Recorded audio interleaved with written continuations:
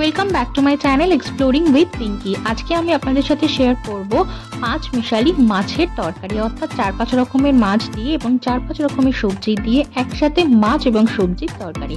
এর ফলে আলাদাভাবে মাছও রান্না করতে হয় না এবং সবজিও করতে হয় না, একসাথেই হয়ে যায়। প্রথমে এখানে দেখতেই পাচ্ছেন আমি কড়াইতে তেল অনেকটা গরম করে এখানে মাছগুলো ভালো করে বেছে নেব এবং একই তেলের মধ্যে একটুখানি কালিজিরা ফোড়ন দিয়ে বেগুন, আলু, শিম এইভাবে শীতের মোটামুটি যে সবজিগুলো পাওয়া যায় সেগুলো দিয়ে হালকা করে ভেজে নিয়ে ওর মধ্যে পরিমাণ মতো নুন, হলুদ, টমেটো এবং কাঁচা লঙ্কা দিয়ে আর কিছু ঘরোয়া মশলা যেমন ধরুন ধনে গুঁড়ো, জিরে গুঁড়ো দিয়ে ভালো করে একটুখানি মাখা করে নেব।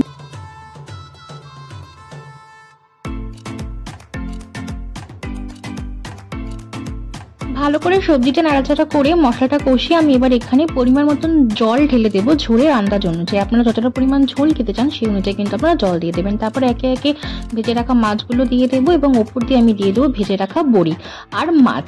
ব্যাস আমার রেডি হয়ে গেল মাছ এবং সবজি। ভিডিও ভালো লেগে থাকে লাইক, শেয়ার, সাবস্ক্রাইব করতে ভুলবেন না। বাই।